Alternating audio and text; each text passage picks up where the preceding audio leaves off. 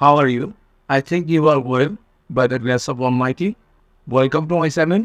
আজকের লেসনটা তোমাদের অষ্টম শ্রেণীর নতুন ইংরেজি বইয়ের এক্সপিরিয়েন্স 7.2.1। তুমি যদি আগের লেসনগুলো না দেখে থাকো তাইলে উপরে আই বাটনে ক্লিক করে প্লেলিস্টে গিয়ে দেখে আসতে পারে। দেখি কি বললো। নাও read the information on your personal timeline again and write the answers to the following question. Later, share your answers in pairs or groups. বাংলায় বলা হলো, এখন তোমার ব্যক্তিগত টাইমলাইনে নিজের তথ্যগুলো আবার পড়ো এবং নিচের প্রশ্নগুলোর উত্তর লেখো। পরে দলে বা জোড়ায় তোমার উত্তর শেয়ার করো। প্রথম প্রশ্নটা এই নাম্বার কি ছিল আমরা দেখি। How much information have you written in your personal timeline? তোমার ব্যক্তিগত টাইমলাইনে কতটুকু তথ্য তুমি লিখেছ? তোমরা নিজেরা লিখবা, তোমাদের দেখার সুবিধা আছে।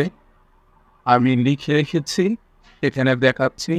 দেখো, এই নাম্বারের অ্যান্সারটা এভাবে দিতে পারো।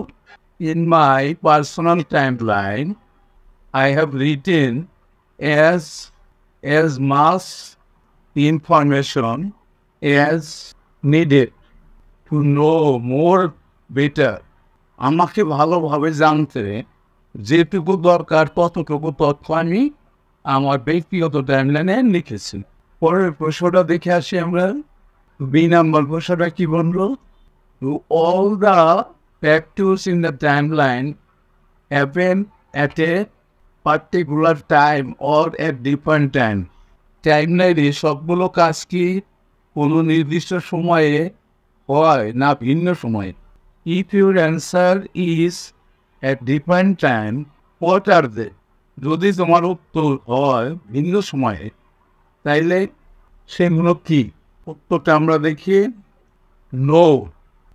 Now, the actions in the timeline happen at different times. টাইমলাইনে কাজগুলো বিভিন্ন সময় হয়।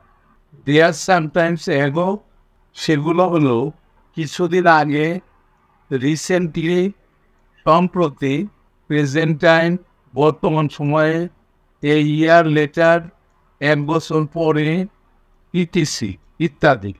এরপরে প্রশ্নটা আমরা দেখে আসি। সি নাম্বার প্রশ্নটা কি বললো? How have you expressed different times in your sentences? তোমার বাক্যগুলোতে তুমি বিভিন্ন সময় কিভাবে দেখিয়েছ? আমরা উত্তরে চলে যাই। I have expressed different times by using some time indicating words such as 5 years ago, recently, now, next, year, etc. আমি কিছু সময় নির্দেশক শব্দ যেমন 5 years ago, recently, now, next year ইত্যাদি ব্যবহার করে বিভিন্ন সময় দেখিয়েছি। পরের প্রশ্নটা আমরা দেখে আসি। ডি নাম্বার প্রশ্ন। Do you think this time indicating words in your timeline, recently, now, next, year, help you to decide the form of verbs in the sentences? তুমি কি মনে করো তোমার টাইমলাইনে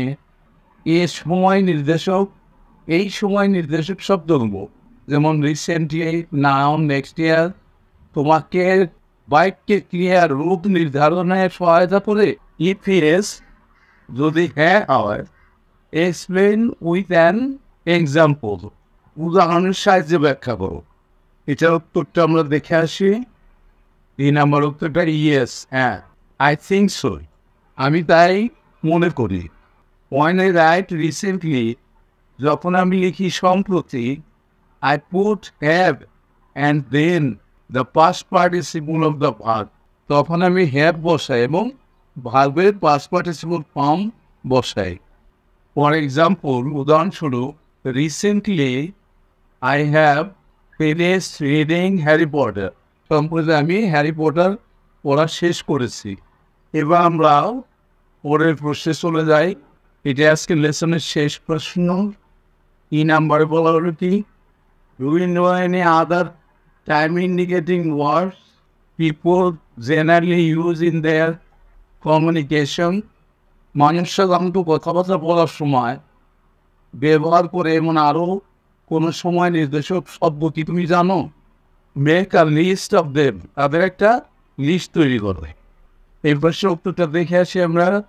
ইয়েস, হ্যাঁ, I know some more time indicating word, আমি আরও শব্দ সময় নির্দেশক শব্দর কথা জানি।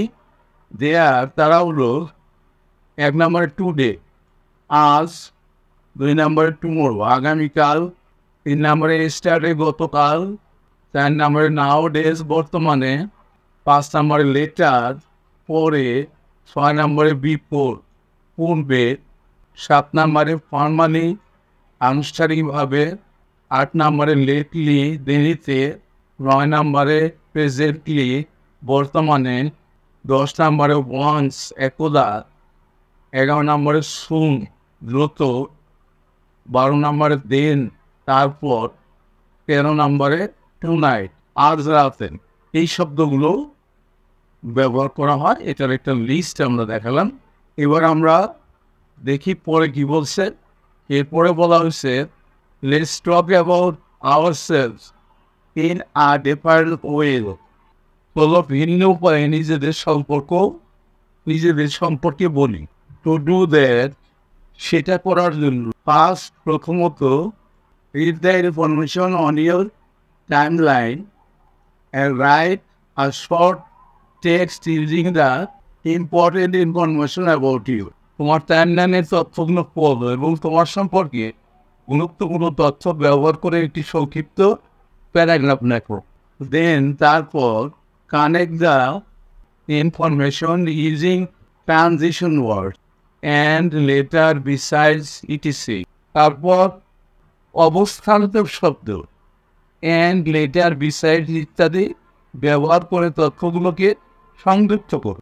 And organize them to sound a meaningful text, এবং অর্থপূর্ণ পাঠ্যাংশের মতো সাজাও। ফর এক্সাম্পল, উদাহরণস্বরূপ, you can start in the following way, তুমি নিচের মতো করে শুরু করতে পারো। যেমন হ্যালো ফ্রেন্ডস, এখানে লিখতে পারো, আই অ্যাম, তোমার নামটা তুমি দিলা, I am Shamim, I was born in 2010. I live with my parents. I visited Sazer Valley with them when I was 9. It was a fantastic experience. Since last year, I have been making a computer game, and recently I have participated in a quiz competition. Besides, I am working in a project called Keep Your Area Clean with my friends. Later, I will work on cloud science project next year. এভাবে তুমি লিখতে পারো। এরপরে কি বলা হলো, finally, অবশেষে, exchange your copy with your pen next to you, তোমার পাশের বন্ধুর সাথে তোমার খাতা বিনিময় করে। এটাই ছিল আজকের লেসন, শেষ হয়ে গেল। অবশ্যই তোমরা পরবর্তী লেসন দেখবা। See you next.